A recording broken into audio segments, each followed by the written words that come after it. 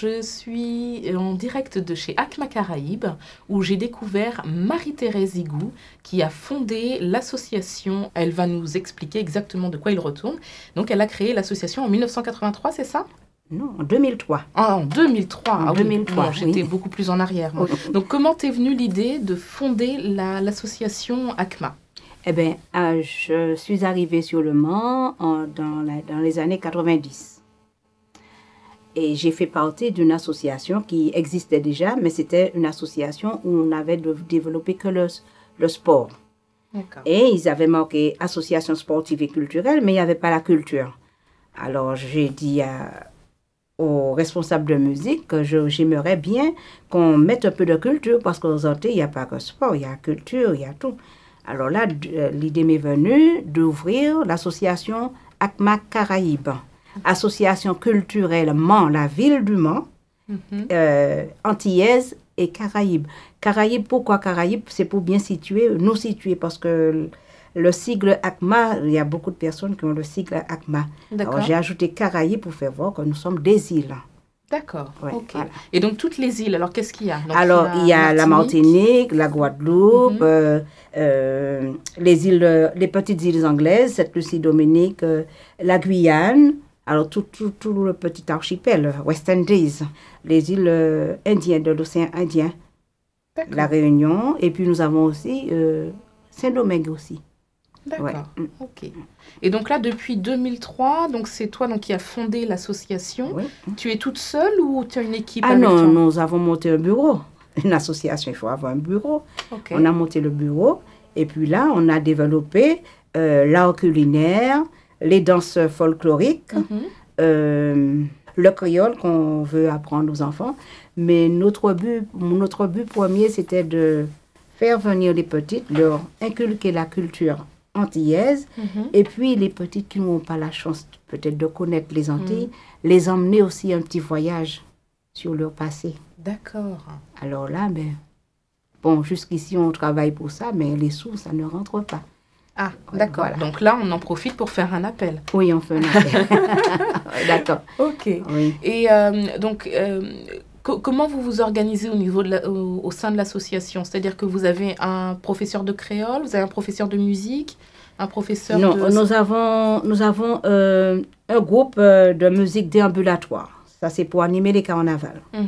Alors, il y a un meneur. C'est lui qui est responsable de la musique. Et j'ai 2 chorégraphes. Une chorégraphe pour les jeunes de 12 à 50 ans. Et puis une autre chorégraphe pour les petites. D'accord.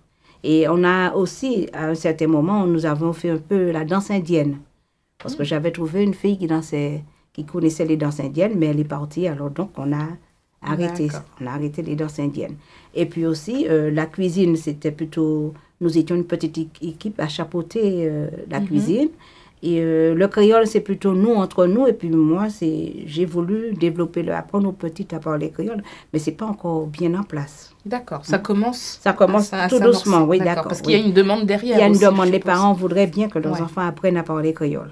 D'accord, ok. Et donc, les danses déambulatoires, etc., toutes les activités, est-ce qu'il y a un moment festif dans l'année où vous vous représentez? Si, il y a plusieurs moments. Il y a plusieurs moments. Par contre, on anime les carnavals de quartier, tous les carnavals de quartier de la ville du Mans. D'accord. Et puis aussi, la ville du Mans fait un grand carnaval en fin juin, qui s'appelle le Mans fait son cirque, où on participe. Et puis, nous animons aussi des mariages, on anime aussi des CE. Quand les CE vont faire leur petite fête, ils nous demandent de venir faire les danses du pays. D'accord. Les danses et puis peut-être aussi... la cuisine aussi. La cuisine. D'accord. Oui, d'accord. Ok. Et est-ce que vous, au sein de l'association, est-ce que vous avez un moment, des portes ouvertes?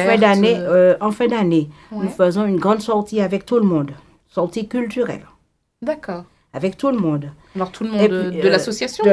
Tous les adhérents de l'association. Ah, ok, d'accord. Mais au début, pour faire connaître les Antilles, pour faire connaître notre association, j'ai fait des portes ouvertes. Alors, j'ai fait 2 ou 3 portes ouvertes. Après, j'ai voulu m'avancer un peu plus. J'ai voulu faire un lit rose.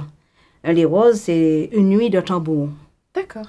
Et après, ça s'est transformé en festival culturel outre-mer. Alors, C'est pour faire voir qu'on avance petit à petit. Et là, ça a pris une ampleur. Nous sommes sur notre 3e édition.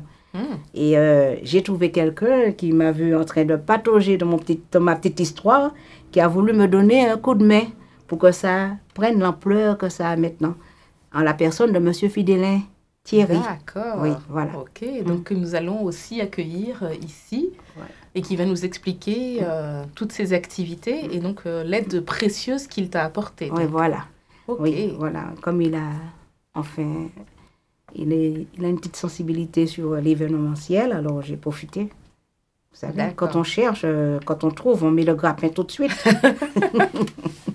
Ok. Ouais. Merci beaucoup, Marie-Thérèse. Je t'en prie. Au revoir. Au revoir. Bonjour Thierry Fidélin.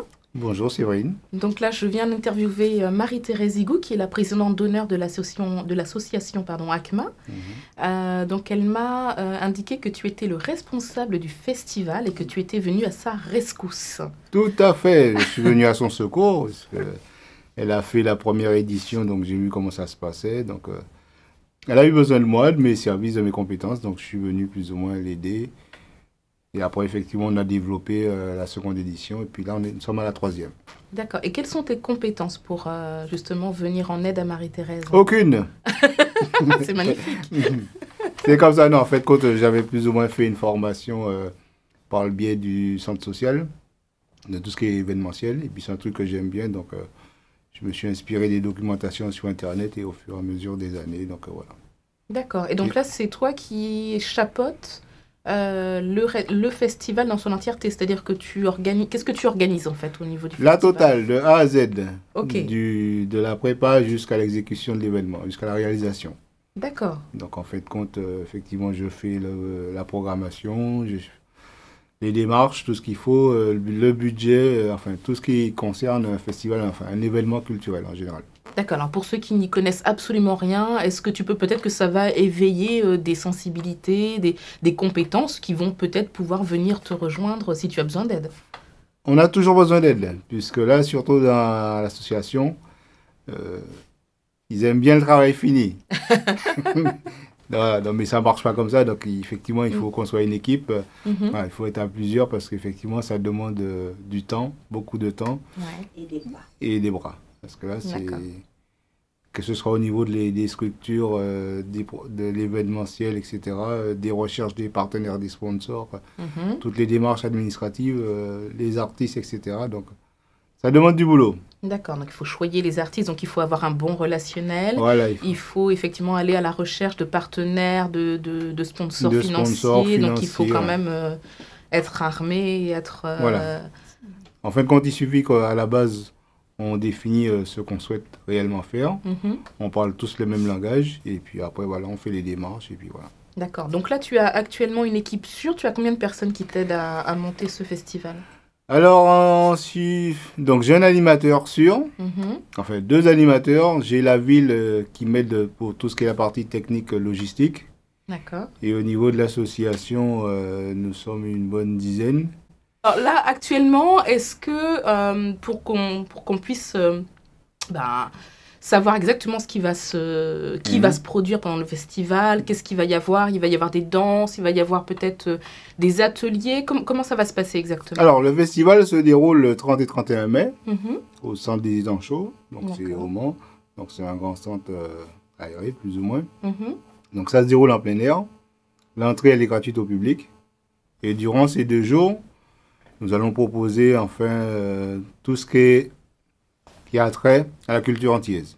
C'est-à-dire, il y aura de la danse de la Réunion, du Pacifique, de la Guyane, du Belay, du Gros-Cas. Alors, attends, je t'arrête tout de suite. Belay, Gros-Cas, c'est quoi? Alors, le Belay, c'est danse de la Martinique et le Gros-Cas, c'est danse de la Guadeloupe. D'accord. Voilà. Ok, danse traditionnelle des deux. Tout à fait. Nous avons aussi un plateau d'artistes, donc il commencera en début de soirée, donc jusqu'à point d'heure. D'accord. Et ensuite, pareil, nous avons des jeux pour enfants, chamboule tout. On fera une tombola aussi, et puis différents exposants qui proposent tout ce qui est produits locaux, etc. D'accord. Alors, pour les connaisseurs des Antilles, des Caraïbes, qui ont peut-être en tête des noms d'artistes qu'ils voudraient voir pendant le festival, est-ce que tu peux nous en donner quelques-uns? Alors, quelques-uns. Donc, normalement, nous avons Milka, chanteuse de zouk, Eric Negrite, qui fait un peu de tout, zouk, roca, un peu, voilà. Nous avons Jean-Michel Rotin, Tania Saint-Val. Nous avons des jeunes artistes en promotion qui veulent venir se produire. Béthane Vibe, Daniela Louis. Nous avons aussi Patrick Larade, voilà. Ah, donc et puis Mounenka, voilà. C'est un peu, en fin de compte, pour ce festival, il y aura un peu de tout. Il y aura de la soft music, du zouk, du reggae, du dancehall, donc voilà, c'est assez varié. D'accord, ok. Et quel est le mot que tu aimerais faire passer, là, comme ça, aux personnes qui aimeraient venir, mais qui savent pas trop? Quel est le petit mot que tu pourrais leur donner pour leur donner envie de venir? Si tu regardes face caméra. Alors, face caméra, je vous dis, venez, vous allez vous éclater. C'est de la convivialité et ça se passe bien, esprit bonne humeur. Au niveau restauration, il y a tout ce qu'il faut pour manger. N'hésitez pas, vous serez les bienvenus. Eh bien, donc c'est sur ces quelques mots de Thierry que nous refermons cette interview. Donc vous êtes vraiment les bienvenus. Venez nombreux au Festival d'Outre-mer du Mans, le 30 et 31 mai, au Centre des Étangs Chauds. Et Séverine vous dit à l'année prochaine. Alors, nous gâtons les autres. Nous gâtons les autres, venez et puis tout sourire aux autres, tout ça autres ni des Antilles. Venez et puis tambour aux autres, tout ça autres ni. Quand ils boivent manger. Et même ça qui passe à palais, ou qui apprend palais, qu'au moins, autres pays venez nombreux. Ok. Ok. 31, nous gâtons les autres.